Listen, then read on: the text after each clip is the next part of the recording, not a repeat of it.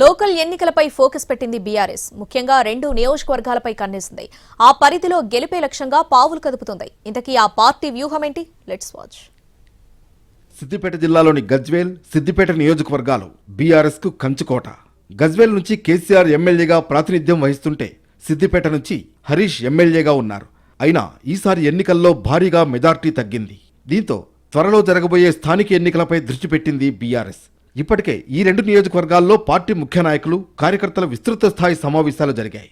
Group రాజకీయాలు పక్కన పెట్టి ఎక్కువ స్థానాలు కైవసం చేసుకునేలా ముందుకు వెళ్లాలని క్యాడర్కు దిశానిర్దేశం చేశారు హరీష్. అలాగే రిజర్వేషన్లు ఖరారయ్యాక అభ్యర్థులు ఎవరన్న దానిపై ఆలోచిద్దామన్నారు. ఒక ప్రణాళికబద్ధంగా పనిచేయాలి. మనలో మన గ్రూప్ లొద్దు.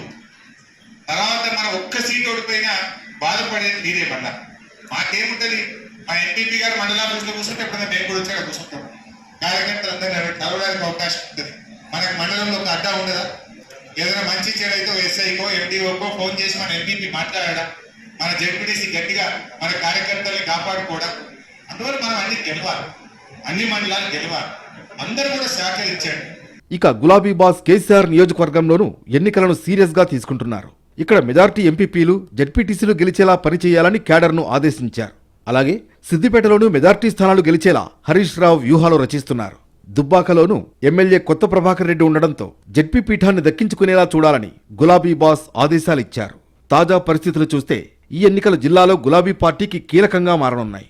దీంతో విపక్షం ఎలా ముందుకు వెళుతుంది, ఎలాంటి వ్యూహాలు రచిస్తుంది, మెజార్టీ స్థానాలు దక్కించుకుంటుందా అన్నది చూడాలి.